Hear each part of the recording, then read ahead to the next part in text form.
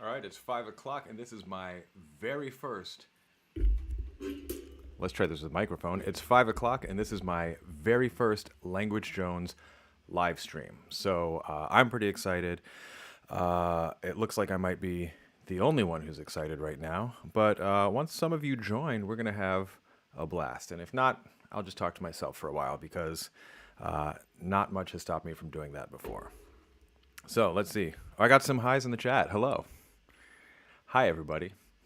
All right, so this is very exciting for me. I'm still getting a handle on this, so I can absolutely use any and all help that anybody can recommend. It's my first time live streaming, and well, second if you count my 18 seconds 2 days ago that I think 18 of you or 20 of you saw, and a few of you commented on, where I just leaned over here and said, "Is this thing on?"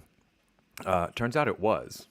So I'm pretty excited. I see, yeah, in the chat, you saw the 14-second live test. Yeah, no lighting, microphone was off in the distance, but you know, uh, here we are. I'm hoping to do a little bit better today. So let's see. Ooh, so it tells me my bit rate's low. I'm hardwired in, and oh, now it says the stream is healthy. All right. I'm just going to keep an eye on those things. Like I said, this is brand new stuff for me, so I'm very, very excited to kind of get the kinks out. I have been told that everybody's first live stream is a disaster, and I don't have any pretensions that mine will be any better, but hopefully we'll still have a little bit of fun. So I had a couple of plans of things to talk about today, but the main one is I want to talk about ChatGPT. I want to go through it, look at it, ask it questions about linguistics, and see how well it does. I have tried this out a little bit on my own, and part of why I thought this might be an entertaining and interesting thing to do is that every time that I've asked it questions about linguistics, it has said things that have been very confident, that have seemed like a legitimate answer, and that have been completely wrong. So I'm excited to see. I have a handful of different kinds of questions to ask, and we're going to see how that goes. I'm going to make sure that I can actually see the chat a little bit more here. Just, again, like I said, getting my, let's see, getting everything lined up so that I actually know what I'm doing here. All right. Very exciting. I have put this on a delay and held some of the chats here, so it might be going a little slowly for me. We'll find out. Maybe I need to do something else. You can leave me a message and let me know if that's the case. But I'm pretty excited about this. Ooh, I see Language Simp saying I should come to him with my questions about linguistics and not ChatGPT. I agree. I have a lot of questions for you, and we should actually see if you can answer better than ChatGPT. So I'll hold some questions out. We can do a little something. I've been enjoying watching your live streams of learning German, so I might do something similar in the future. All right, so just really quickly, if anybody who likes the channel has been wondering where I've been since I did sort of drop off the face of the earth, the answer is I had two big things that I did in the past few months. One was that I actually taught a 2-week class at Truman State University. That's Go Bulldogs. It's a school that I was, I'm ashamed to say, not familiar with before they invited me to come talk for 2 weeks to teach a class. But it is in the great state of Missouri. I had a road trip there, and it was absolutely fantastic. The class was language, culture, and controversy, and we talked about everything from pronouns to slurs to analyzing news media to everything. But we really focused on culture and how different cultures differ, how you think differently about communication, different assumptions. We talked about direct and indirect communication, high and low context communication, face threats, face wants, and we talked about pragmatics. I actually taught them in the first week in about like a 3-hour class, the entirety of Pragmatics by George Yule, which is a great introductory textbook that I can link to below as well. I'm probably going to be making some content that is related to that because we had just an absolute blast talking about all of those things. And then the second thing is that I was selected for a EduTuber accelerator, a YouTube EduTuber accelerator, which is they did not find it funny when I said that tuber accelerator sounded like a potato cannon, but it was actually a 12-week program that was designed for educational YouTubers to improve their skills. And so that's things like getting my lighting, getting my mic, but also, ideation, thumbnails, retention strategies. Retention strategies sound like, a cool thing from my end, but for you, they just mean hopefully making more interesting videos that you actually want to watch. So, had a really, really good time doing that. It was drinking from a fire hose, so it was way more stuff than I could implement right away. And I took some time to regroup. So I will be back with a video on all of the IPA vowels. I will be back with videos on Quebec French. I will be back with videos on what to do when native speakers are speaking too fast for you, and all sorts of other topics, baby sign, learning to read, all this good stuff. But I needed a little bit of time to actually figure out how to put this all together. So hopefully you're already seeing some of these improvements as I continue. All right, so let's see. Let me get my software going here. And I'm going to be asking ChatGPT some questions. Now, the first thing that I wanted to do, let's see if you can see me here. That's a little bit better, right? So the first thing I wanted to do was ask ChatGPT about garden path sentences. I don't think it does very well with these, but we're going to find out. So, by the way, if you have questions that you want me to ask that are linguistic questions, I am very happy to take suggestions. I see in the chat, good reason not to be posting much. And also, it sounds like a potato collider. Exactly. They really did not find that all that funny. Maybe it wasn't the first time that they had heard it. By the way, I came prepared. I do have my Linguistic Data Consortium mug with the let's see if you can actually see this, with the spectrogram of somebody saying LDC. Let me go back to my main for that. I think this is going great. I don't know about you all. So there you go. All right, so I'm going to ask about garden path sentences first. Maybe just ask it to explain what a garden path sentence is and see how well it does before we move on. I see somebody asked about Tokipona, and it gave some basic translations. Tokipona is a really interesting topic and might be worth making a video about that as well. All right, so let me just ask it, what is a garden path sentence? For those of you who don't know, it is we'll see what ChatGPT says, but it's a sentence where the structure leads to certain ambiguities in processing it. So a classic example, actually this gives a classic example, so that's pretty good. It's good to start. A garden path sentence is a grammatically correct sentence that starts in a way that the reader's most likely interpretation will be incorrect. That's a decent explanation. The idea being it's like a garden path. You get down to the end of the path, and then you have to turn around and go back and then figure out how to process again. So the classic example that I always hear, and that's the first one that I saw that really stood out to me, was the horse ran past the barn, fell down. Meaning the horse that ran past the barn, or the horse that ran past the barn, fell down. But what happens is you hear the horse ran past the barn and you think, okay, that's a full sentence. And then you get fell and you're going, wait a minute, something else is going on here because my initial interpretation of the sentence can't be correct. There's still more words coming in. So let's see. ChatGPT here says the reader is led down the garden path and then forced to reparse the sentence to understand its intended meaning. That's correct. This type of sentence often involves ambiguity or multiple possible interpretations. For example, consider the sentence, the old man, the boats. This is one that works better on paper, by the way. So you may read it as the old man, and then you have just another noun phrase and no verbs, right? The old man, the boats, they all exist in the harbor. But when you actually hear it spoken, it's a lot less ambiguous, right? The old man, the boats, and the young, I don't know, are on TikTok. Initially, according to ChatGPT, one might interpret it as saying that the old man is near the boats. However, that's not correct. Already, we're off the rails. However, upon closer inspection, it becomes clear that old is an adjective describing the type of man, and the sentence actually means the old people man the boats. So this is confident. Like, this sounds, if you read this, you're like, this is a paragraph that's stating something with authority. There's no hint of being unsure. And yet, this is a little weird, right? It's saying initially one might interpret as saying the old man is near the boats. That's not how you would interpret it, right? You would interpret it the old man, and then you don't have an interpretation when the boats come in because suddenly the sentence doesn't mean what you thought it meant. And then it says the old is describing that. It means the old people man the boats. It does mean the elderly man the boats.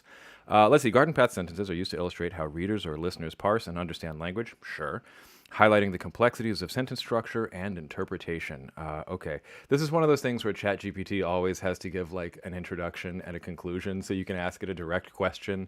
You say, what color is the sky? And it'll be like, people often ask what color the sky is. The sky is blue. And that's a question that people often ask. This can be a fun way to explore the intricacies of language comprehension. Let me just ask it its own example. Let's see. Can I ask it to create an original garden path sentence? I was going to do that. That's what I'll do next. So let me ask it first what the two interpretations are of the old man, the boats. Let's see if it actually gives the same interpretations. What are the two? Actually, are there two? No. So let's trick it with this. What are the two possible interpretations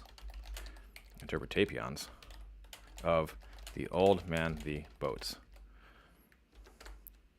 And it'll give me like 3 paragraphs on this, right?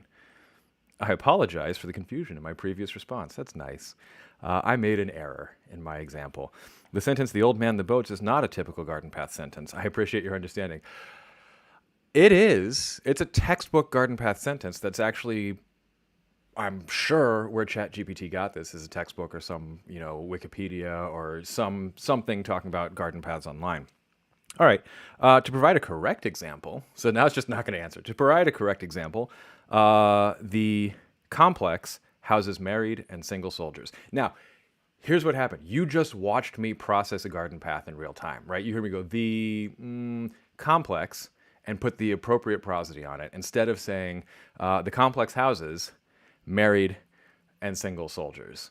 And you could actually do even better. The complex houses married single soldiers. That could sound like very complicated buildings have entered a nuptial agreement with formerly bachelor fighters. So the complex, right? There's ambiguity in the meaning of the word complex. Houses married and single soldiers. I see people asking about ChatGPT 4.0. Is that invitation only still? If it is, send me one, and I'll do this again. I think a lot of the stuff that I've seen. So I know a few linguists who have access to everything, way earlier than I do. They work in industry, and they've had similar experiences with the more advanced stuff. It's the thing about ChatGPT is it does some really, really, really, like, it does a great job at creating plausible sentences in order, in like a long order. I mean, this is 3 paragraphs. This is amazing. This is 3 coherent paragraphs that say something. They say something that's wrong, but they say it confidently. They say it effectively. They say it, with structure. This is actually an incredible feat. It's just when you get to something like, well, what does the language actually mean? It can't do that. All right, so let's see. To provide a correct example, consider the sentence, okay, yada, yada, yada. Hope this clarifies the concept of garden path with a more accurate example. Let's just see, please explain the ambiguity in the sentence, the horse ran past the barn, fell. Should I say down? I'll leave it just fell.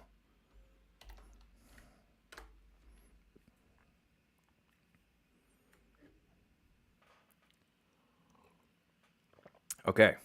The sentence, the horse ran past the barn, fell, is an example of a garden path sentence. So it recognizes what I'm doing. This may be because I've already asked about garden path sentences, but I've tried this out in the past, and when I give classic textbook examples of garden path sentences, it actually does say, that's a garden path sentence, and then explains it more or less all right. All right. Due to its structural ambiguity, correct. The confusion arises from the dual role of barn in the sentence.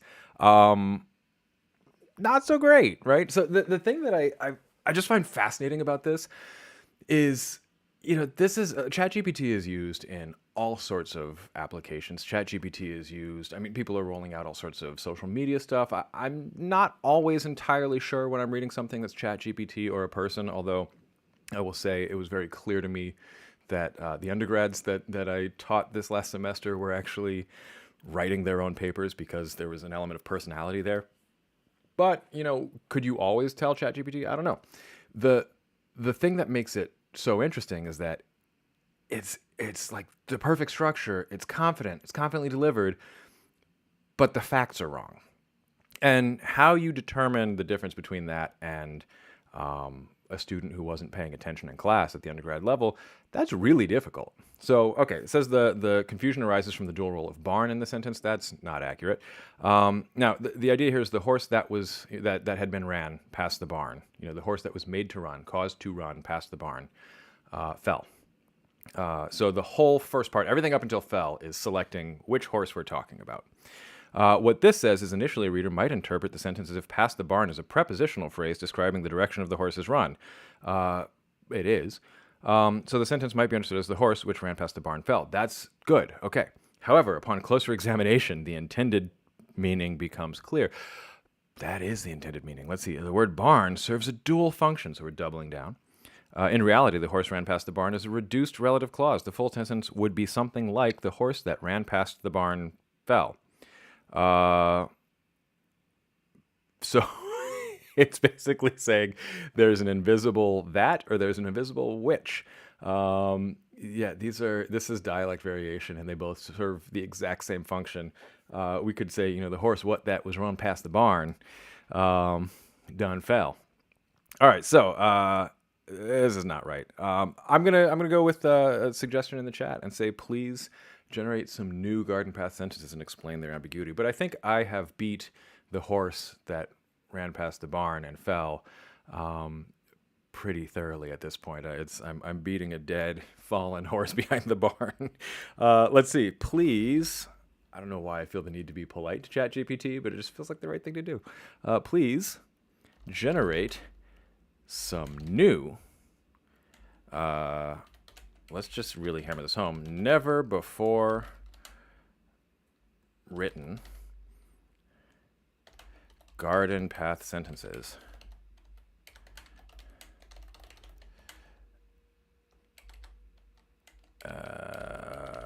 Then explain the ambiguity, right? That makes them garden path sentences. Let's see what it says. I see in the chat it's quite good at summarizing things it's given. I think that's accurate. For instance, a paper. My comp sci students use it a lot for debugging and for Stack Overflow. That is where it really absolutely excels. When you get into things like parsing structural ambiguity in sentences, it's terrible because it doesn't have structure. That's the underlying issue with large language models, is that what they're doing is this sort of predictive thing, and it's spectacular. It's larger than ever before, but the idea is it's building on the concept of like an n-gram model of like, I give you 5 words and you predict the 6th word.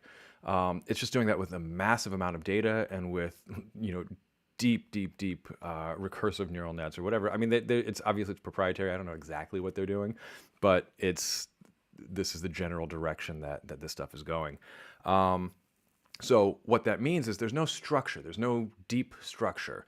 I maybe have said a Chomsky adjacent phrase, and hopefully the internet polyglots won't get mad at me. But what is meant by that, when I say deep structure, there's no real like relating conceptually any of the words to one another or what the actual underlying like conceptual structures are. So it's not moving nouns around. It's not choosing whether or not to, delete a relativizer like which or that. It's just doing this is most likely next word, but on a much larger and much more ambitious scale. It's really interesting. Okay. I love these on the screen. I have been talking and I just saw these. So it says, certainly. Here's a few new garden path sentences. 1, the old woman, the students in the library. These are gonna be my passwords. This is gonna be like, what's the password? The old woman, the students in the library. Ambiguity. Initially, it may seem like the old woman is the subject of the sentence. Yes, just like the old man, the boats. However, it's actually the old female students who are in the library. No. You can say the old women are the students in the library. Sure, that's great. But the old woman, the students, that's delightful. I love everything about this. The chicken that the chef cooked was delicious. These are delightful. The chicken that the chef cooked was delicious. Ambiguity. At first glance, it might appear that the chicken is the subject of the sentence. It is. Yet it's actually the young chef who cooked was delicious. There's a lot going on here. One is the obvious grammatical problems. Ooh, I asked ChatGPT to create some. Here's the first result. These are great. I'm going to look at these as well in the chat, so I'll share these with you all. But this is delightful. Yeah, I'm on 3.5. I'll make it to 4 one day. But this is already something that lots and lots and lots of people are using and still using. Let's see. The chicken that the chef cooked was delicious. The chicken is the subject of the sentence. The chicken was delicious. The chef, that the chef cooked is a relative clause that sort of constrains what chicken we're talking about. In an infinite universe of infinite chickens, this narrows it down. And this says that the young chef, how do we get young out of that? The young chef who cooked was delicious. So this actually has promoted the subject and the relative clause to the subject of the sentence, which is amazing. Not sure about languages that do that. And then let's see I see the chef is delicious, question marks. Yeah. Depends on the restaurant you go to and the meaning of delicious, but yeah, maybe the chef makes you hungry. Maybe the chef makes you thirsty. So the cat, number 3, the cat the kids played with scratched the furniture. So what it's doing, this is actually really interesting. It's giving me 3 examples. One is just not a grammatical sentence of English. The first one that it led with is just not a grammatical sentence of English, but it suggests there's ambiguity. For it to be parallel with the old man, the boats, it would have to be like, the woman would have to be a verb as well as a noun here, which, I love this. The thinking about the old man, the students in the library also has some bizarre connotations here. Then it's given me 2 with relative clauses, and it has actually explicitly had the relativizer, right? The chicken that the chef cooked was delicious. We could probably make this a garden path sentence if we thought about it. You have to passivize it, right? The chicken cooked. What do we do? The chicken cooked, but then you kind of work your way out of it. By the chef was delicious. Yeah, I'm not even sure if I could make this into a garden path. Maybe leave me a comment. And then the cat the kids played with scratched the furniture. So that's the cat that the kids played with. It says ambiguity. The sentence may suggest that the cat is the subject being played with by the kids. It is. However, it means the mischievous cat. So this is really interesting too. If you think about what's out there on garden path sentences, there's always like, in reality, it means this. And what's fascinating to me about what ChatGPT is doing here is it's adding adjectives that aren't there. It's adding descriptors that aren't there. So like it means the mischievous cat. Well, how would you get that? How would you recover that? Like, let's say you go down the garden path and you think that it means that the cat, is the subject of the sentence. But in reality, the sentence means the cat is mischievous. How could a human mean that linguistically? It's not a thing. We can't say, I said this, but actually I meant something modified by an adjective that I just didn't say. So in each case, the initial preparation leads the readers down a path that makes logical sense based on, so this is the sort of boilerplate at the end where it's going to say what a garden path is. I see Letitia in the chat. I'm watching this instead of writing my linguistics paper. I think that's probably the right choice. When I was in grad school, this is 100% the choice I would have made, and I made it out the other end. So, you need a break, you need to have some fun, and don't take it too seriously. Just get the job done. Um, let's see. Let me take a moment and look at the chat. Why is it cannibalism? Um, just a thanks. That I really appreciate that. So you like the content and you see me as a role model. That's unfortunate. No, I really appreciate that. I'm trying to carve a kind of a different path in linguistics. For those of you who are studying linguistics actively, if you're in grad school, or if you're thinking about grad school, if you're thinking about a job in linguistics, you should know that the tenure track professor class is very difficult to break into. You're going to want to study politics more than linguistics, and I don't know. Maybe it's for you. Maybe there are jobs when you get through, but it is very, very competitive, and I think there's a lot. There's a big world out there, and there's a lot more that we can do. One of the things that's really blown my mind is that the very basics that you learn in Ling One are things that have not made it to the general public. And so what that means is that you, with an undergraduate level understanding of linguistics, let alone a graduate level understanding, can make a real impactful, meaningful difference on people's lives by just explaining to them basic science that language nerds might think of as like, really nothing all that special or interesting. So keep up all the good work, all of you. And Letitia, write the paper at some point. All right, so let's see. The chicken cooked by the chef was much more delicious than the chicken cooked further away from the chef. I like it. Actually, that's great. I think that works as a garden path sentence. So A plus. Yeah, that's great. And I see talking about the chef delicious on the eyes. Excellent. And I see in the chat as well, got a BA in linguistics, but ended up going down a different career path, but missed linguistics. I did my BA in East Asian Studies and did not actually have a class in linguistics until grad school, which at Penn was notoriously, maybe it's not anymore, but it was notoriously a hazing. So it was a time. And yeah, there's I have all sorts of stories that I'll tell maybe on another live stream after I talk with a lawyer about what I can and can't share. Actually, speaking of lawyers, I'm going to go off on a bit of a tangent here, but I will say for those of you studying linguistics, before I ask ChatGPT about non-standard dialects, what I will say is if you study sociolinguistics, if you study anything having to do with non-standard dialects, whether in English or other languages, that there's actually a very real need for people who understand, can communicate across dialects, and can explain that effectively to others. And I mention lawyers in particular because I've worked as an expert witness on a handful of cases now. Some we have won, some we have not.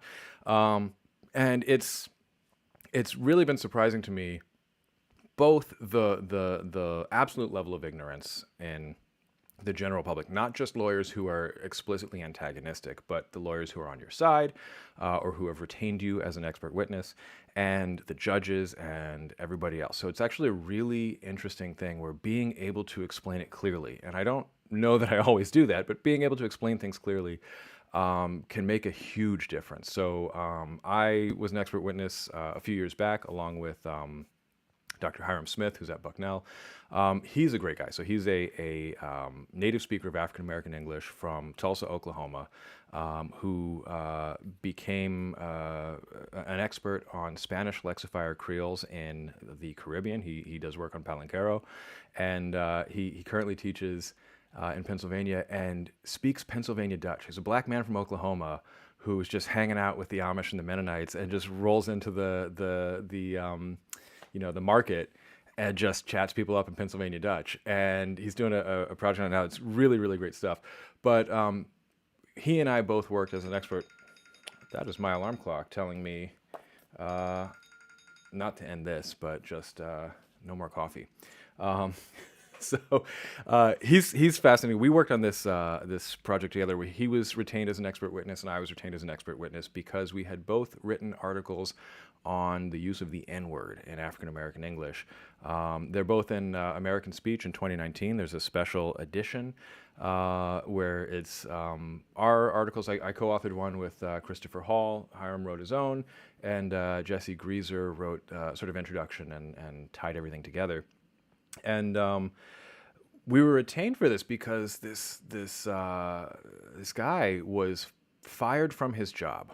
A black man in Oakland, fired from his job because he had used the N-word. Now, here's the interesting thing about this. He had used it in a music video in a hip-hop song that he wrote where he was talking about his friends, and he had made this 2 years before he ever worked for the company that fired him. And by the time of this trial, so he got a lawyer, sued. He lost his job. Obviously, he had lost his car. I think he was on the verge of losing his home, and it was just a really weird situation. And like the uses in the song, there were a few, but one I know enough. I know I'm not gonna say it, but he said like, my pockets stay on swole. Gonna take all my to the Super Bowl, and they said you are fired for using an offensive slur. 2 years before you worked here, and so on. So anyway, the whole thing was wild. I'll make another video at some point talking about my 4 or 5 hour deposition in which the lawyer attempted to use her knowledge of Persian to trick me. She said, "Are you saying that you can recognize any spoken language?" And I said, "There are 7,000 at least, so absolutely not. But I can recognize a few for sure, and African American English is one of them that I can." And anyway, she tried to use Persian to trick me. She used a loan word from French and wanted me to say it was French. And it was just an absolutely wild situation.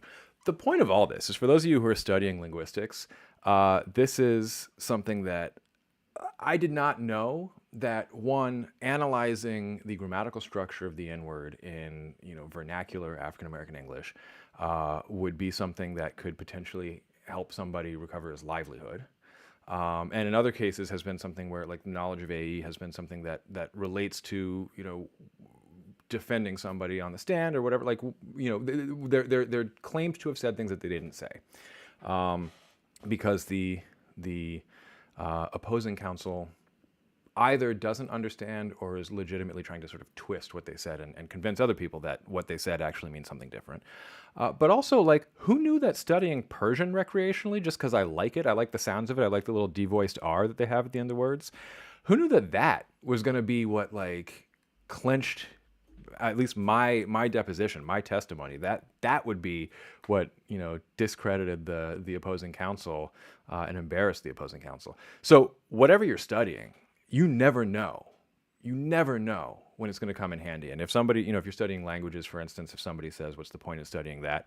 Like when I studied Dutch for a while, you never know. So Dutch, by the way, that was 2 months for a prank. For those of you who aren't familiar with Dutch, it is one of the closest languages to English. Somebody here can type in the chat that Frisian is closer. But Dutch is very, very close to English. What they don't tell you is that all the words are like the funniest cognate, because in English they mean something slightly different. So like to walk is to lope, to talk is to prattle. It's just like, it's fantastic. Very, very easy to remember new material until you start getting into like, academic discussion, in which case it sounds more like German. But your day-to-day life in Dutch is like English with the funniest possible word for all of these things. Thank you, Donnie, for writing in the chat. Frisian is closer. All right, so let's ask ChatGPT. Let's ask it about non-standard dialects. Let's ask it about African American English. For those of you who are unfamiliar with my background, I have a PhD in sociolinguistics. My dissertation was on regional variation in African American accents. My sort of lived experience background is I grew up in speech communities that speak AAE. And in many regards, it's the language that when I'm not speaking to the public, when I'm hanging out with my friends where I live in, the appropriate communities that speak this language variety, it's the way that I think, it's the way that I speak. It's what what feels like home in many respects. It's like that. And then there's a couple other things, because I'm an Army brat, so I grew up moving around, and there's just a lot of mix in there, but AE is part of that mix. So, let me ask it about AAE because I don't trust it. So please, let's say, what should I ask it? Please describe some of the distinctive phonological characteristics of AAE, right? Let's just say AAE too, see if it actually gets that I'm talking about African American English. Okay. Ooh, I would love to do a collaboration with Legal Eagle. I don't know that I have the I don't know that I have the team here. The team right now is me and like a Vivo 6-in-1 just holding all the lights and cameras and everything. So I don't know that I can keep up with Legal Eagle, but that would be amazing. Because just as an aside here, the legal setting is not like anything else. It is antagonistic. You don't have to be honest. It's like debate team, I guess, is the closest thing that I can think of. So in linguistics, like the idea is like you do science. You think your way through things rationally. You have to have a scientific question that you can even ask. You use logic. I mean, honestly, a textbook in discrete mathematics is one of the things that really helped me the most with linguistics, which nobody's going to tell you about up front. But doing linguistics as science, that's logic, that is formal logic, that is graph theory, that is set theory. Like those are all incredibly helpful. So you think you're going to go do science, and you get on the stand, and what you get is somebody saying, "So what you're actually saying is," and you get like a Twitter comment section with more knowledge of the law. It is absolutely wild, and it's a completely different skill set. And so I think antagonistic negotiation, which I did for a few years teach negotiation to foreign area officers. I taught cross-cultural communication and negotiation. That was a great class. But like those skills come in really handy when you're dealing with antagonistic and disingenuous argumentation. And I will say, like, I'm not trying to stereotype lawyers. I'm describing what happens actually on the stand. Like lawyers as people, I know plenty of lawyers. I have lawyers who are family and friends and who I love, and they're not that way when they're not working most of the time. So let's see. This has given me a lot about African American English. I will go through and tell you if it's accurate or at least supported by the literature. So African American English, AAE, it did a good job. It knew what I was talking about. Also known as Black English, okay. Hiram Smith actually likes referring to it as Black English. And I think that's a good way of doing things because, one, people know what that means. Two, it doesn't limit it to African Americans. So like Drake can be considered to be speaking African American English. Sorry, Black English, but not African American English. So, that's fine. It's also used in some of the literature still concurrently. So African American English, also known as Black English, or Ebonics. That's a little problematic, and we'll talk about that in a moment. It's not problematic for the reasons you might think. Is a variety of English spoken primarily by African Americans in the United States. I don't know if it scraped my blog or not, but I will tell you that I'm one of the main people who writes primarily, but not exclusively, by African Americans for, at this point, obvious reasons. So Ebonics, kind of a weird term here. Ebonics was from the 70s. It comes from ebony and phonics, and it was designed originally to encompass all of the sort of African inflected language varieties spoken in the New World. So Jamaican patois, that's Ebonics. What Drake speaks, Ebonics. Gullah, totally different language variety from African American English, also under the umbrella of Ebonics. Brazilian Portuguese, Ebonics. So it doesn't mean what people think it means. Part of the reason that it became sort of skunked as a term, it's a political term, is it was skunked. Part of the reason for that is in the 90s, the Oakland School Board decided that they were going to get some of that bilingual education money for early childhood education. And they said, there's all this money for native speakers of Spanish. These kids don't speak what you think of as classroom English at home. And if we say that Ebonics is its own language variety and not a mutually intelligible dialect of English, which is contentious. Some people think that it is, some people think that it isn't. Then what you can do is say, well, we're going to have better funding for phonics, basically. They say we're going to teach kids how to read and write, and then we're going to teach them classroom English. And that got twisted into we are teaching all children Ebonics only, and we are making little white children in the Midwest say ain't when they otherwise wouldn't. So it's very, very weird. So it's kind of a loaded term since about 1996. Okay, primarily spoken by African Americans in the United States, sure. has a distinct phonological features that set it apart from other varieties of English. I would say it's a distinct constellation of features because all of these features, or most of these features, occur in other language varieties. It's really the grammar where you have distinct features that are unique. Unique for varieties of English, not unique cross-linguistically. Languages do all the same handful of things. So it has a distinct phonological features. It's important to note that AAE is a legitimate and rule-governed linguistic system. True. Evidently, we've all been writing that enough that it has made it into the likely next words in ChatGPT. And its features are not the result of error or deviation from standard English. This is actually now a contentious topic in the linguistic literature because you have a question of the origin of African American English. Is it English as spoken by, I don't know, Scots, Irishmen, like people who were in the United States in the early years in the United States from basically 1609 to, we'll say, I don't know, 1865 or 1964 or whatever it is? Is it English that was imperfectly acquired, maybe non-standard English imperfectly acquired by native speakers of African languages who all spoke different languages, couldn't speak with one another, had to learn the plantation Creole and then learn English? Or is it a Creole language, or is it with an African substrate and African superstrate and African substrate and English words kind of slotted into that? This is really, really contentious. So what we can say is now it should not be thought of as deviation from standard English, which it has in scare quotes here, or classroom English. It should be thought of as its own linguistic system. But if you think about the origin of it, that's actually not a topic that we really can definitively determine. So here's some of the distinct phonological features of African American English. 1, vowel reduction and deletion. AE often reduces unstressed vowels, leading to the deletion of certain sounds. Everything does this in English, but okay. For example, the unstressed final syllable in words like banana might be pronounced as bana. Couple of things. 1, that is not reduction of the final unstressed syllable. That is haplology, or as I called it, haplogy, where a repeated syllable is deleted. This is cross-linguistically common. I think some of the people, when I took historical linguistics, some of my colleagues thought that I was an idiot because I applied all of the historical sound changes to the names for them. So haplology became haplogy, metathesis became metathesis, but I think they just thought I was a little slow.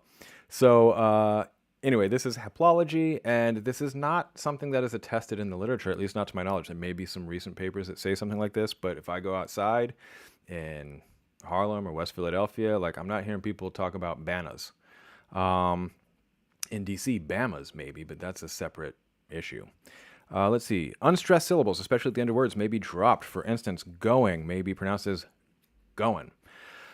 That is not an unstressed syllable. That is a G. That is a syllable coda. Now, unstressed syllables dropped at the ends of words. That can happen if it's a vowel and the following word starts with a vowel, but that's also common across dialects. And going to going, that's something sometimes referred to as G dropping. I don't like that name because it's actually replacing a G sound with a nasalized sound that's referred to as engma. But saying going might be pronounced going. That's true of African American English. It's also true of like everything. The difference is there's actually other words. There's other modals in African American English. So you have gon or gone, where the N can be pronounced as nasalization on the vowel. And then you also have other modals like finna, trina. Trina does not mean you were attempting to do something. It means you maybe intend to do something. It can mean attempting to, but it can also just mean intending. Like, you trying to go to the store today? No, I'm not. All right. 2, consonant cluster reduction. AE tends to simplify or reduce consonant clusters. I would say that in the codas, but not necessarily everywhere. In fact, one of the really interesting things about AE is you get cluster, not even simplification, you get changes. So like strength might be scrumph in certain places where like the STR string becomes an SKR string in parts of the American South. Let's see. So the example, for example, the word ask might be pronounced as axe. Let's see. I see somebody said I get overly excited every time someone mentions set theory. Yeah, well, stick around. So here's an interesting thing about ask versus ax. Anybody want to leave me a comment in the chat? Which one's older? Which one did Chaucer use? Did he use Ascian or Axion? You should probably already know that if I'm axing this, it's for good reason. Ax is the older variety in English. Ax is the original. Ask is the newcomer. And also, you'll notice neither of these has a reduced cluster. One has a KS cluster, one has an SK cluster. Those are both two consonants. This is a syllable that is vowel, consonant, consonant. They switch around, but this is not a reduction. Now, AE does tend to reduce consonant clusters when you have stops that are pronounced in the same part of the mouth. So like hands, right, where the N, the D, the Z, those are all the tip of the tongue towards the front, top of the mouth. That can be reduced somewhat dramatically for many speakers, but this is not an example of that. Let's see. Consonant clusters at the ends of words may be simplified or omitted. For instance, first might be pronounced as first. That is actually, yes. Although the specific example is also something that happens cross-linguistically. So I know plenty of people who say like sith or sixth, or I don't know. I think in part because I spent part of my childhood not in the United States and not with English speakers, and just for a variety of reasons, I think I overpronounce some things and underpronounce others. So I always say like eighth and sixth, and very few people I know actually say those are fifth. People say fifth, people say fifth. I'm the only person I know who actually consistently says fifth. But nobody's noticed or complained about it, so that's fine. So let's see, consonant clusters, fine. 3, vowel pronunciation. I wrote an entire dissertation on this. Let's see what this bullet point says. AE may have vowel shifts compared to other varieties of English. Yes! For example, there may be different pronunciations in the vowels in words like cat or pen. This is correct. Pen, it's probably because so many people have written about the pen-pen merger, or as I would say, the pen-pen merger. This is where I and E are, the difference between those is neutralized before nasal. So that's N, M, Engma, and you get pen usually. There's other things that happen. I see in the chat, axe is older, correct. I also see in the chat, somebody said, I've noticed hung up as hung up. Yeah, that's sort of a resyllabification, easy for me to say, resyllabification. So that's actually like surprisingly common. If you listen for it, you're going to hear like a lot of these where people just resyllabify things in very interesting ways. Do consonant clusters get completely omitted, though, as claimed? Sometimes. One example that I used in a paper in 2019 was hands, which I think I just mentioned. There's a variety of different phonological rules that all can operate. So S and Z at the end of a word can be deleted. Plural S, possessive S, those can be deleted. N can be realized as nasalization on the vowel. And if you have a cluster like an ND cluster, the D or whatever, like D, T, whatever it is, sometimes it's called TD deletion. Those can be deleted. And so what you get is, at the most extreme form, you get like hang. Like you get H and a nasalized ash that's long, and that's it. Actually, there's a recording in the Philadelphia neighborhood corpus where somebody's talking about Christmas gifts that had been stolen. You'll notice I said gifts, I didn't say gifts, because it's just a natural process that native English speakers do across dialects. And somebody had bought her gloves, and at one point, there's at least one token of this in the corpus where she says "glove," like you took my glove. And from the length on the vowel and the context, it's clear the word that you recover is gloves. So part of this is like a lot of this does not affect the information that's being communicated if you're familiar with the rules of the dialect. If you're not familiar with the phonological rules, then it really does affect your ability to understand. All right, let's see. They also said cat, pen. Yeah, there's a lot of this. I might make a whole video on this. There's a friend of mine. I'm going to switch just to looking at you all right now. So there's a friend of mine who is a playwright, native speaker of African American English. He helped me a lot when I was writing my dissertation because I wanted to use a reading passage. Basically, when you're looking at people's accents, they're systematic, right? People don't just pronounce words all different, all willy-nilly. they pronounce them systematically differently across locations and regions. There's word classes and what's called lexical sets. And so, like, if you think about, like, for me, Game of Thrones is a great example, where, if you say, like, I would say pub, they might say pub, right? And it's sort of a northern British kind of accent thing going on. But any word where I have that sound, they're going to have right? Lunch, pub, rub, tub, like, it's going to be very consistent where it's the same system. It's just the actual realization of the vowel is different. So there's a lot of these in AE, and it's interesting because they talk about the word cat here. The sound in AE doesn't get subjected to the same phonological rules that it does in a lot of other North American accents. Namely, it doesn't get tensed usually, even before nasals. So you don't get the like sound. Across the U.S., most white speakers of English, before an N or an M sound, will change it to like so you get like ham, versus having just in AE, and then in the South having splitting of that So there's a joke in 30 Rock, which I'm dating myself with a 20-year-old television reference, but there's a joke about people do like the way that you say ham, and then it's jump cut to her saying ham, whereas before the M sound. So let's see. I see in this, every time I ask ChatGPT something, I try to be overly polite just in case the machines do win eventually. That is probably what I'm feeling here, is like they'll go back and they'll be like, he's a good one. Yeah, we can keep this one. He just gave us adversarial learning, right? He showed us what we did wrong.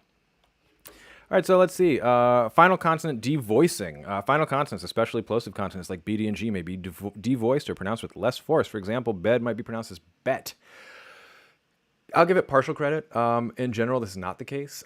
This is true of like German and Russian. In AE, not so much, but D in particular, I'll give it that, because there is what is called partial or incomplete neutralization of T and D.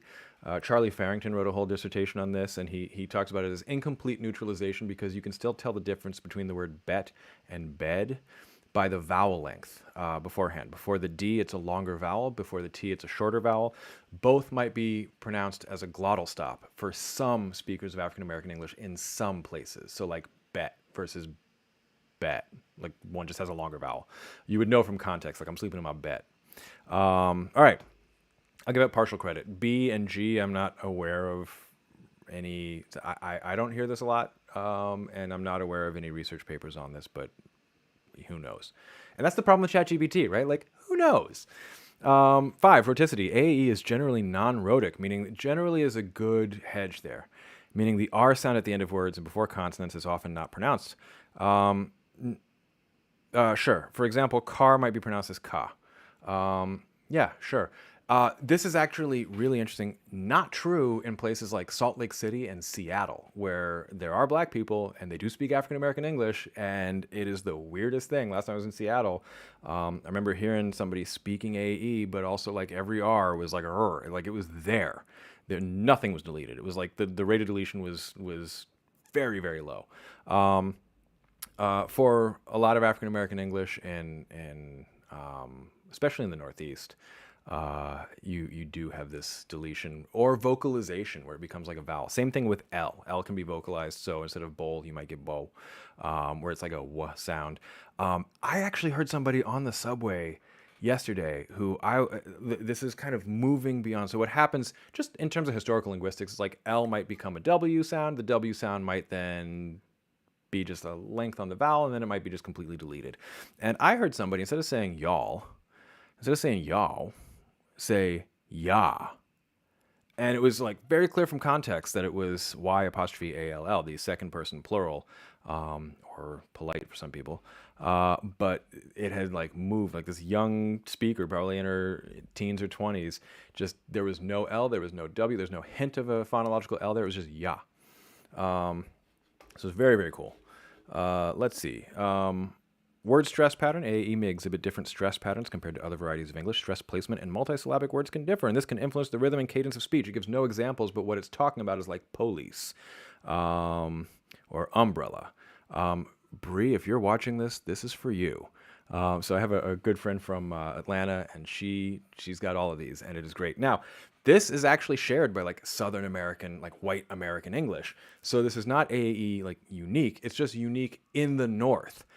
Because of the Great Migration, you have people who have all these sort of Southern features and African American features in their speech, and what is just Southern becomes marked as African American in the North because those are the Southerners that have moved to the North in large numbers and who Northerners are sort of interacting with.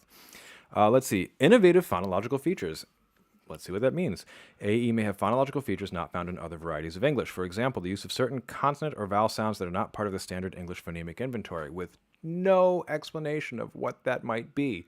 I'll hazard that you could make an argument that there is a not phonological, like sort of subphonemic use of ka, the like a Q and IPA, in certain words, but this is a bold claim.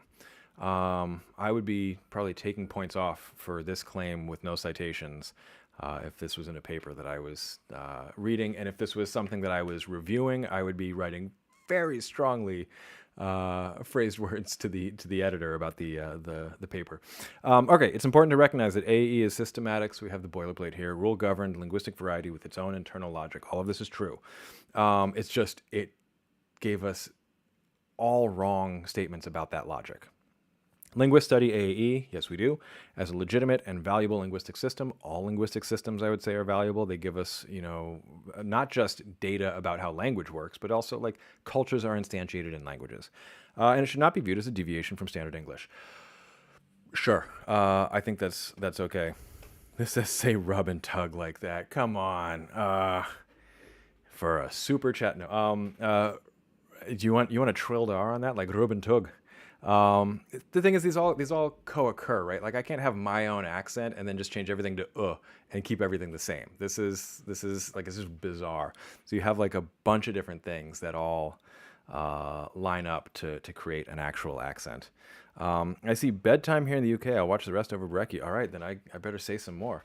I'm gonna keep going for a little while longer. I think an hour for my first live stream is actually really good.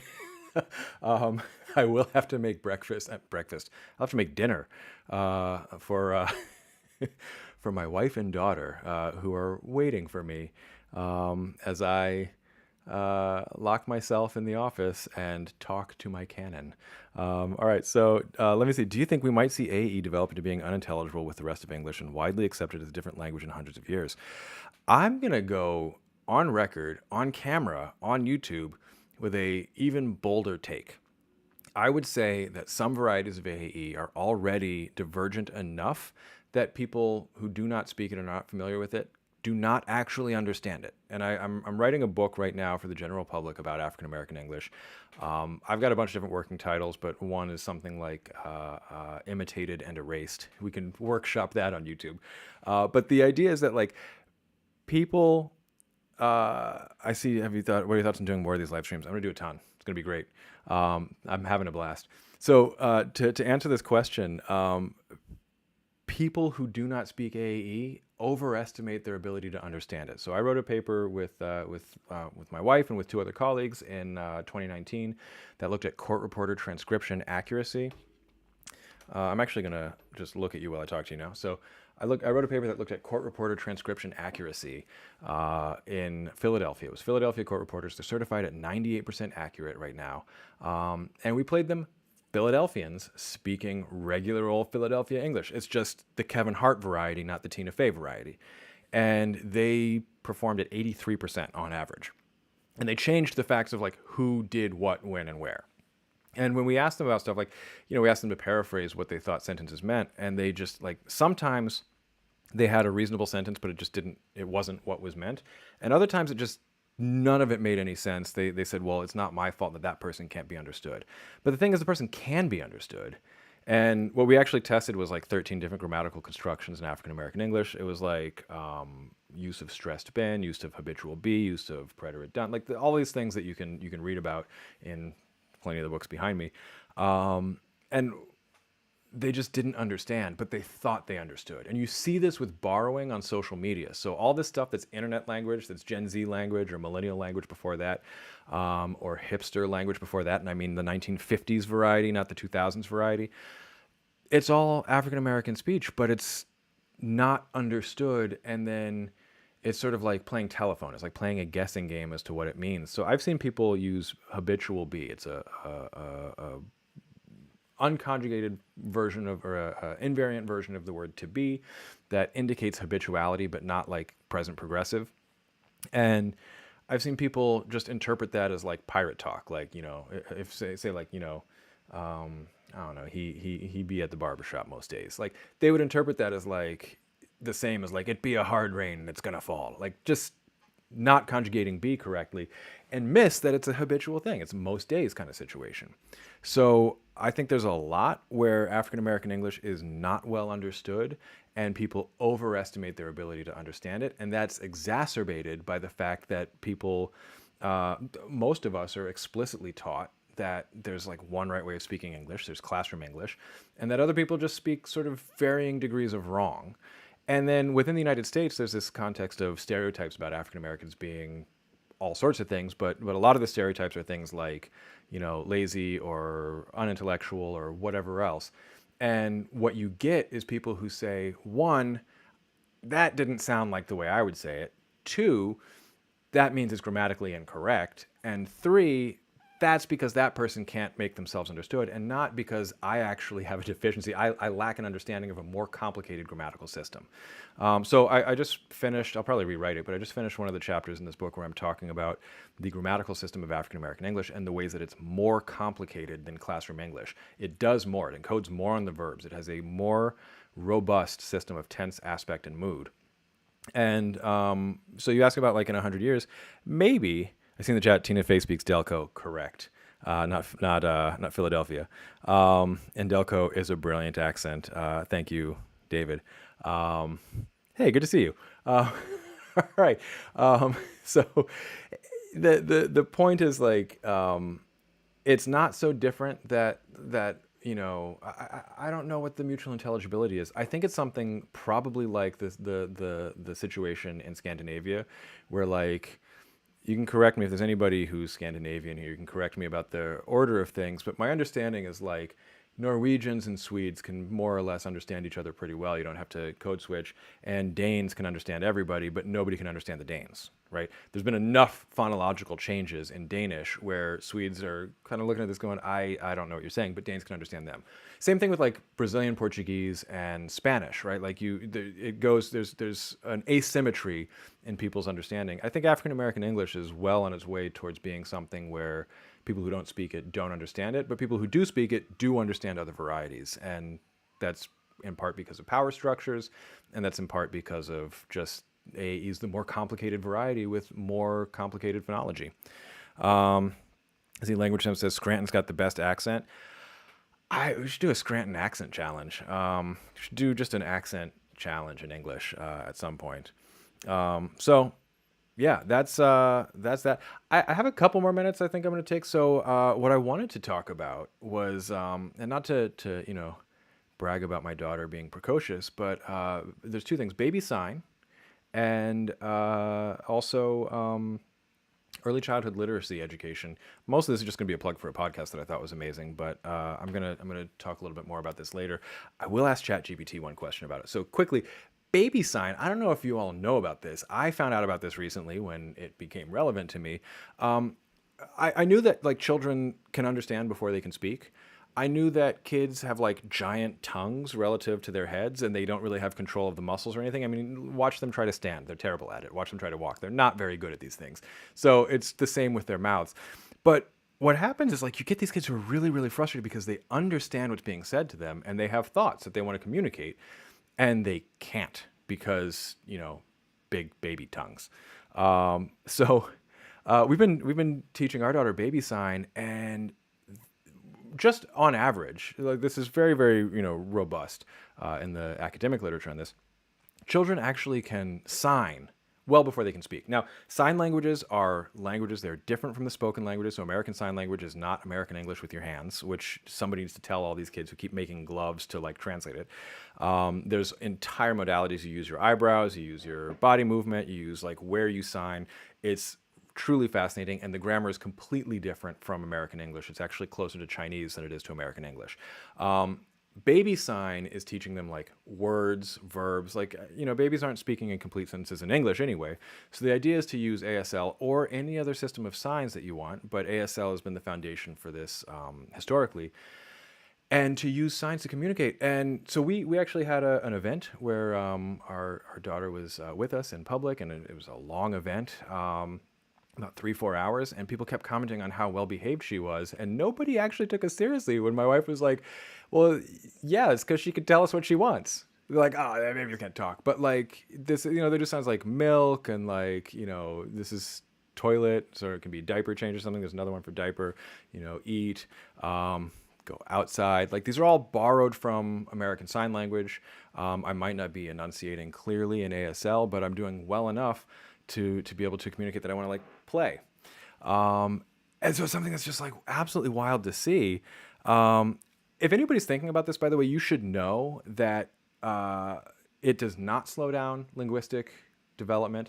Bilingual education does not slow down linguistic development. If you have a parent who speaks, Chinese and a parent who speaks English, and they just one speaks the other, it will not slow down your child's development. It will not make them worse at one language. Children do amazing with this stuff. And so the end result with baby sign is not speaking later, it's actually communicating. And if you want to count sign language as speaking sooner. So it's a very kind of interesting thing. Highly, highly recommend it. The second is, if anybody has not listened to the podcast Sold a Story, it is amazing. I was looking at literacy education in New York, and they recently just shut down the entire like teachers college program at Columbia University. They had been spending millions and millions of dollars on this program and just got rid of it. We're like, we're going back to phonics. And some people think that this was Eric Adams being Eric Adams, but he was actually right here. And it's very, very, very interesting. There's a podcast called Sold a Story, which evidently for like the last 30 years, basically after I learned to read, sometime shortly thereafter, the way that a lot of children in the United States were taught to read did not involve phonics, did not involve sounding out letters, did not involve orthographic conventions, did not involve mapping letters to sounds, but instead was a system of guessing that is actually very similar to what people who can't read do. So it was like, look at the pictures. Like explicitly they were taught, look at the pictures. Of course, what happens when there's no pictures, but whatever, look at the pictures, guess what you think the next word might be, and then see if some of the letters correspond, and then it's basically you're doing great. And it was like if the thing said, little Timmy rode on a horse that was around Pusta Barn, and the kid reads little Timmy rode on a pony, they'd be like, that's good enough. In my thinking, that's not actually reading. Reading is narrowly defined would be looking at letters, looking at graphemes, looking at some sort of orthographic system and decoding that so it relates to sounds, which is then the linguistic input. It's the phonological input. It's as though somebody is speaking in your mind's ear. And anyway, if you haven't listened to it, there's a 6-episode podcast called Sold a Story. They are not in any way sponsoring anything I'm doing. I was just blown away by it. And what I want to do at the end here is maybe answer some of these questions in the chat, and also just ask ChatGPT really quickly, what's the best way to teach early childhood literacy? So first in the chat, I see, now I want to have a baby just to see how it signs with the little pudgy hands. It's super cute, not going to lie. It's really, really cute. And do you think voice training for trans folks and accent reduction techniques like shadowing or chorusing are similar? Voice training. So first of all, I see, and also from Shanghai Chengdu, that you like my style and content. I really appreciate that. And it being digestible. Thank you so much. Let's see. That's sort of two different questions. I was thinking about doing a video about voice training for trans folks, but I wanted to make sure that I did it in a sensitive way. But it's some interesting techniques. There are people out there who are not trans who just who develop voice stuff. But yeah, in some respects, it's similar to accent. In others, it's going to be thinking about what instrument you have, to borrow from like voice coaching, and what timbre and attack and so on, like how you can use that instrument to effectively sound like a slightly different instrument. And that's sort of there's an interesting social thing there because like I know female linguists who are like, I have a 15 or a 17 centimeter like larynx, which is within sort of a very typically masculine range, but nobody mistakes them for male. So there's a lot more going on than just like, how do I make this sound like a different kind of instrument? But I think that's part of it. And then shadowing or chorusing, for accent reduction. Those I should just make a whole video about those because there's a lot there. I think shadowing is only. I think you can get if you get a large volume of input, that can be very helpful. And lots of people talk about comprehensible input, like a large volume of comprehensible input being like the best way to learn a language. I think that's sort of like if you analyze things, you can benefit from it a lot faster. If you're not analyzing anything, you're just listening to hours and hours and hours and hours, and you're shadowing and shadowing and shadowing, but you're not like, I don't know, recording yourself and playing it back and comparing the two, then, eventually you might get a great accent or you might understand a language very well, but it's not the most effective or the fastest way to do it. It's like just brute force. And it might not always work for everybody. Similarly, let's see. Yeah, shadowing, chorusing, shadowing for an accent as opposed to like trans voice stuff. Trademark. So that it's the same kind of thing. Like I think if you're actually analyzing it, then shadowing can be a really effective tool. I think the idea that people are going for is like, I'm not going to process this consciously. I'm just going to go in and out. And like, the problem is that there's a fair amount of evidence that, people talk about like, just learn like a child. They hear an enormous amount of input and then they eventually speak. That's true. But also, like, children just do certain things. And this was the problem with the early childhood literacy education. They thought, like, if you just give children books, they're just going to read. And that's not true. But, like, children do just do certain, like, children just do start talking. If they're surrounded by people who speak language, you don't have to speak to them even. They're going to learn that language. They're going to acquire that language without formal study, without analysis, without training. And so I think people want to apply that. But the problem is, like, we seem to have a fair amount of evidence that that doesn't work beyond a certain age. So we know, like, it's not just about neuroplasticity. It's not just that your brain has, like, finished growing by 25. It's also just, like, we're not quite clear on how this works. But it does seem that it becomes much, much more difficult, if not impossible, for people when they're older. So children, shadowing, amazing. Like, you drop a child, like a 6-year-old, a 7-year-old in a foreign country, and they're going to speak the language. That episode of The Simpsons where Bart learns French is actually linguistically accurate. But drop a 30-year-old there, they're probably not going to speak it without an accent and with correct grammar, without actually doing actual study. And I see in the chat their brains have additional plasticity for grammar and syntax that goes away over time. That is what I was taught. That is the sort of standard position. There are some who argue about that, but that is the sort of standard position in linguistics as far as I am aware. I am not a first language acquisition person, though. I see some discussion of phonics in there as well. Letters didn't make the sounds, whole words did. I remember when I learned phonics, they said, T makes this sound. I go, okay. And the next week they say H makes this sound. I go, okay. And they say TH makes this sound. I'm like, that's not those two sounds put together. It should go ta. And instead they're like, no, it's the, except for sometimes it's the. And those are basically the same. So yeah, phonics, English has a deep orthography, which is more challenging, but, phonics is still like the standard. There's a great psycholinguistics textbook by Traxler that talks about phonics. He says he'll volunteer for the phonics army. All right, let's do one last one, and then I will wrap this up, and I will do more live streams because I'm having a blast. So hopefully you all are too. Let's ask ChatGPT, what is the best way to teach a child to read?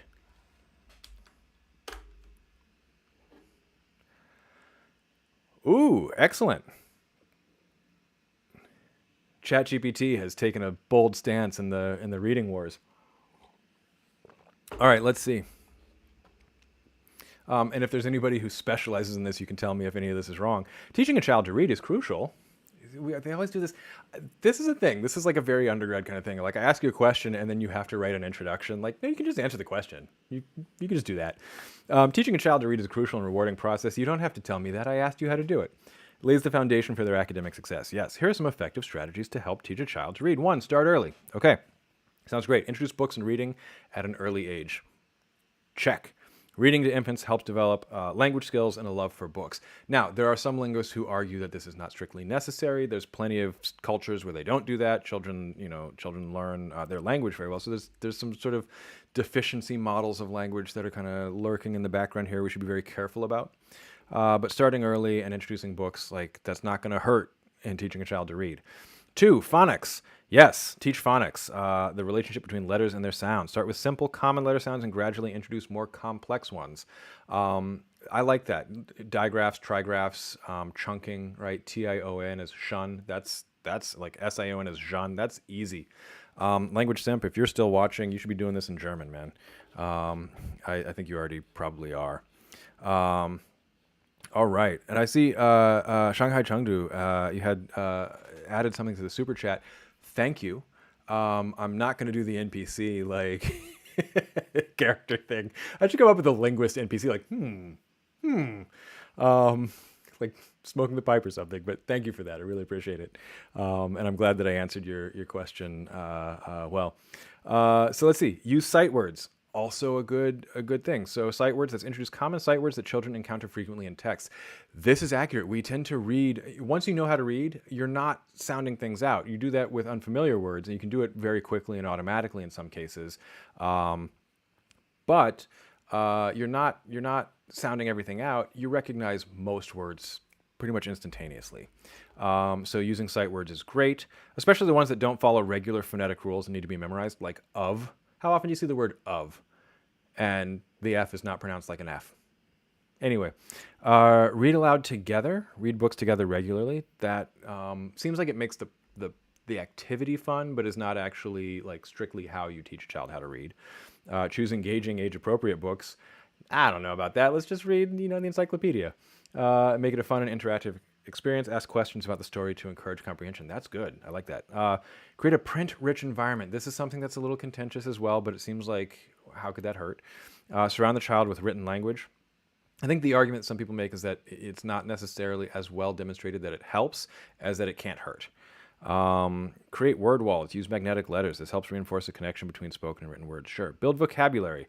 That's one that's contentious. But again, I don't see how it could hurt. Encourage discussions about daily activities, experiences, and interests. So talk to your kids that, the more language they know, then reading is not like their first interaction with this language. Sure.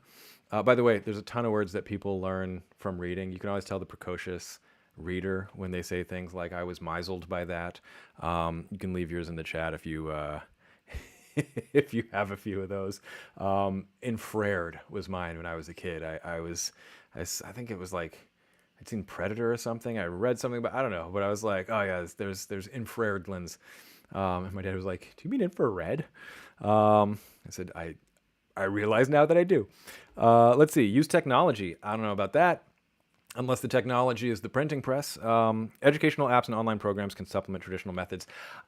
I'm not here endorsing blue light and screens for your kids. I am very much a Luddite in that regard. So the technology that I want to use is once she's old enough to actually have honey, the traditional method of tracing the alphabet with honey and making the experience of learning letters sweet. All right, be patient and supportive. Don't be a jerk to your kid. That seems like it's probably helpful. Visit the library. That sounds like it could work. I mean, depends on the person. We have a robust, this is maybe a quarter of our books. So we have a robust library here, but visit the library sounds like a fun, exciting, engaging, like trip for the kid, and they can pick their own thing. That sounds great. A lot of these are not teaching how to read though, right? You'll notice this is like making reading fun. Doesn't hurt, but is not an actual process. Model reading behavior. Children often imitate the behavior of adults. Let them see you reading. Okay, so I'll just hover over a book and pretend to read. Use multisensory approaches. Let's see. Oh my! I don't even know how to pronounce some of these. Hoax. I love it. Yeah, that's a hoax. Um, I saw somebody mentioning something about the conflict in the Middle East, and they said that Haaretz wrote about this, and I was like, I don't think I trust your analysis from the newspapers you can't pronounce. Um, re reagent. How can you type in the chat, Sam? You said I can't even say this. I mean, you said regent, sounding like reagent or reagent. I don't know what we're going for here. We're going for like the chemical thing, and not like a queen. Let me know. Um, all right, use multisensory approaches. That's the honey thing that I talked about before. So tracing letters in sand or using magnetic letters on a whiteboard. That sounds great. And play word games. So word games. Word games are interesting because this is phonemic awareness, and there's two elements. I was just reading about this. There's two elements that children need to learn how to read, especially in alphabetic writing system. One is the alphabetic principle, recognizing that letters can correspond to sounds. And one is phonemic awareness, recognizing that words are made up of sounds and that you can break apart words to smaller levels than just the word. So when you have both of those, then learning how to read is much, much easier. And usually, like children who struggle with reading, there's some element there that they're missing. So this is engage in word games and activities that make learning to read enjoyable. Scrabble, word puzzles, and rhyming games can be educational and fun. I'm going to give you one really interesting phenomenon. I haven't seen this discussed anywhere, but my wife just did this, and I thought it was super fascinating. So we were talking about, I think I asked her, like, we were like deliriously tired, but I asked her, who's your favorite cinematic auteur? And we were just talking about like directors. And we were talking about whether a certain actor was in something.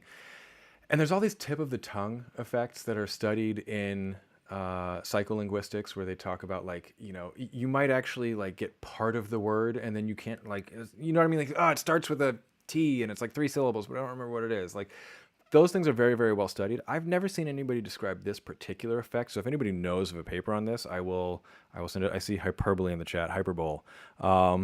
Yeah, and regent. Okay. Uh, uh, okay. These is great comments, by the way. So anyway, she mentioned an actor. She's like, "Oh, was it Billy Bob Thornton?" And I said, "No." And she's like, "No, that's not who I'm thinking of. It was Daniel Day-Lewis." And the thing that messed me up is I haven't seen anybody write about this anywhere.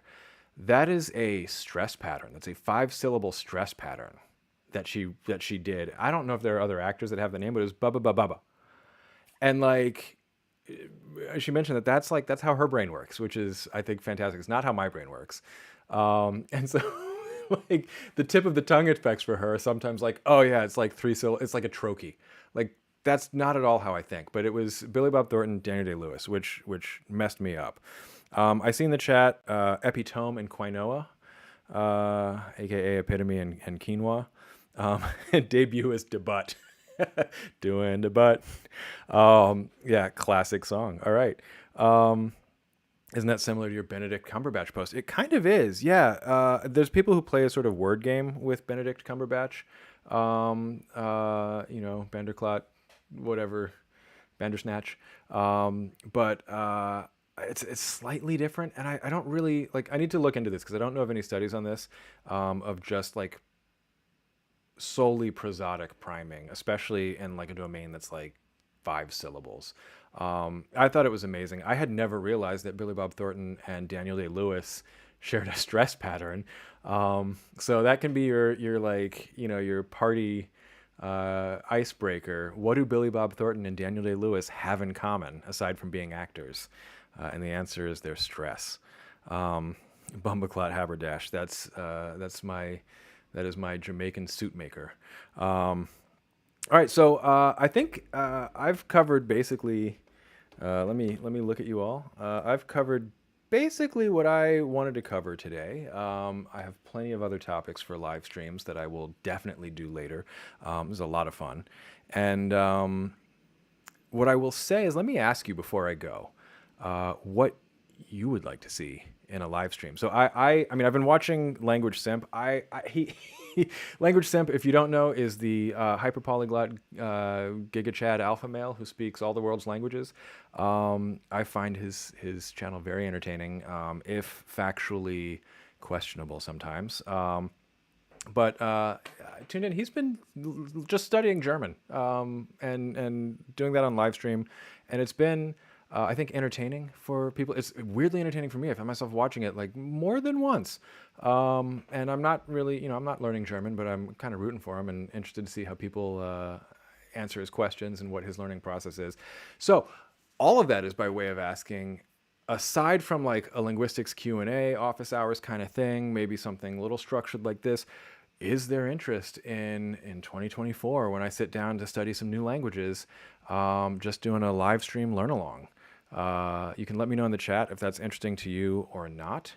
I might try it either way. And then the questions too. I've been studying French and Hebrew. I'm wrapping up Duolingo French. Actually, I'm certified. I was certified 10 years ago at the B2 level by the French government. I've only gotten better since then.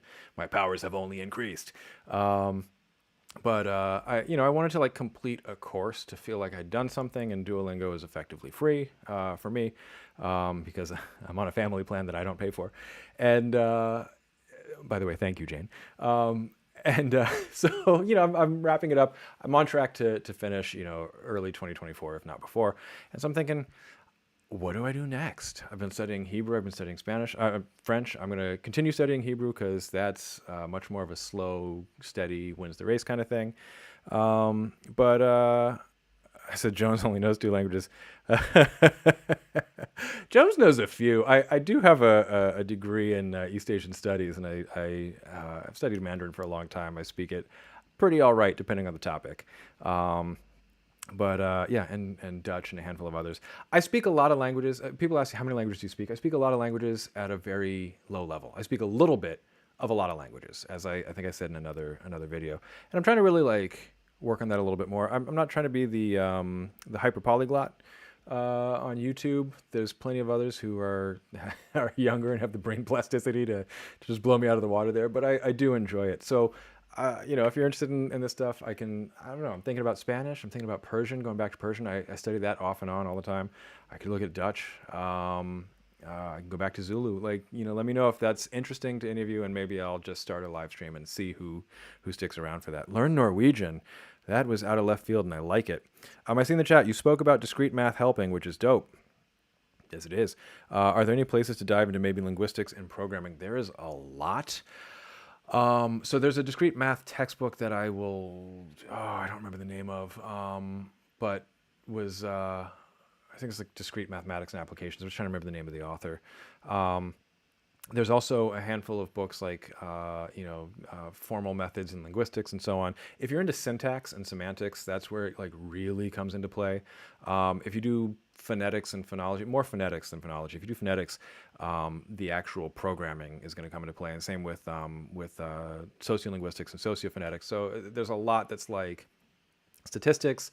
I remember having to learn imaginary numbers in grad school so that I could understand Fourier transforms, so that I could understand spectrograms, so that I could actually know what I was doing.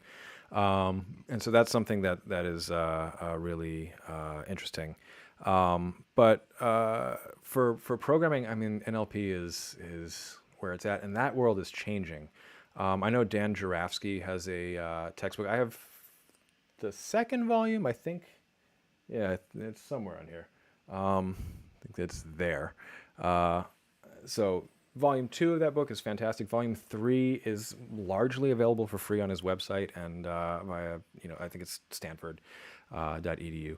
But you can find Dan Jarafsky's textbook on that. That's changing a lot because things like these large language models like ChatGPT are dramatically changing, how we interact with this stuff.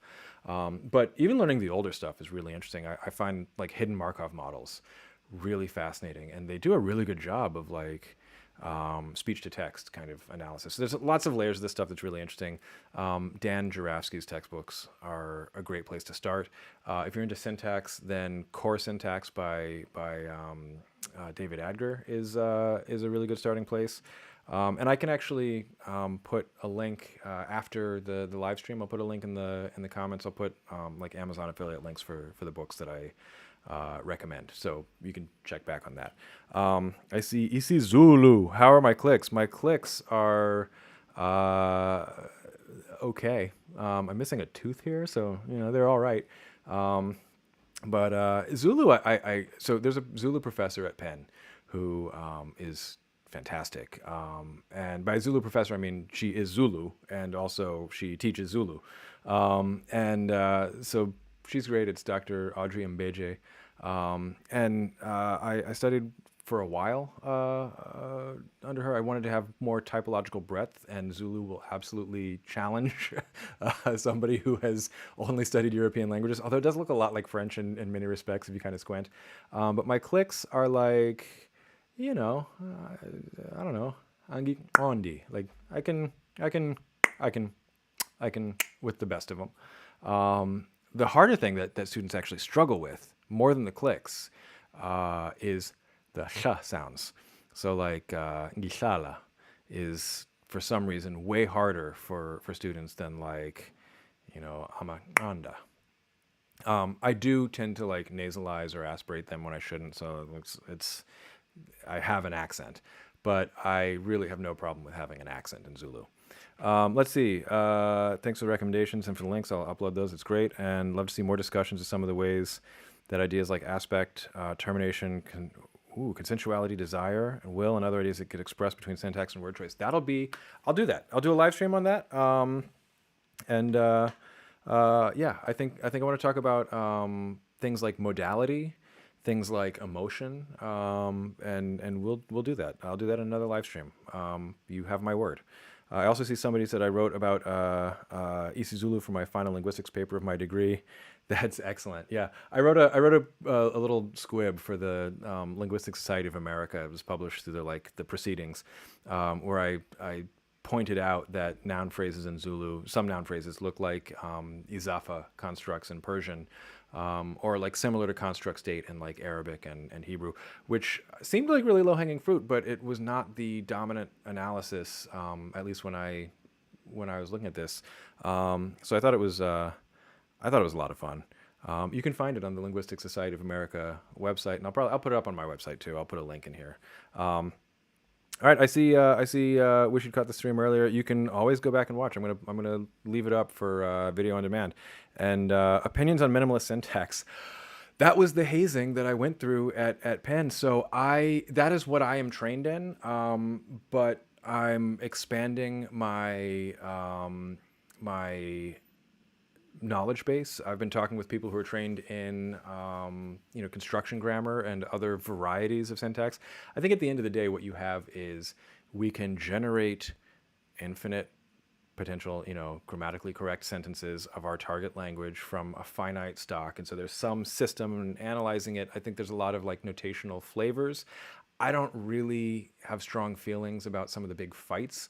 And minimalism is something that, it makes sense to me, with the exception that I will say parts of it seem a little bit like, epicycles in astronomy before astronomy was a modern science, where it's just like, we're going to posit this, and it's very complicated, but it fits our system, and maybe it'll be true, maybe it won't. We'll find out later.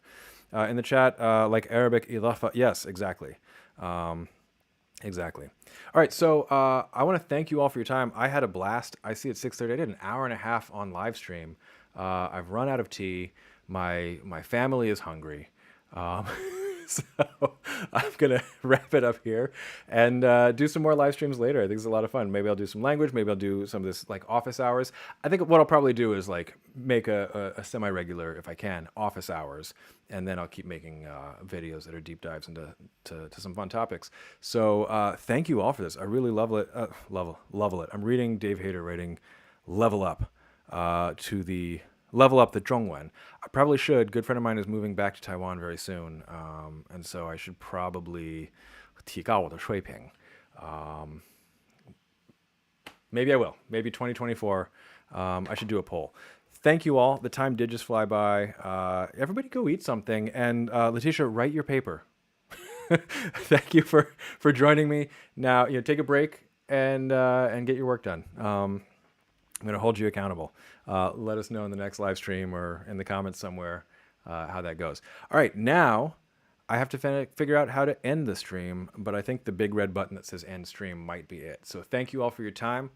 I've had a blast. I hope you had a fun time. And until next time, have fun learning languages.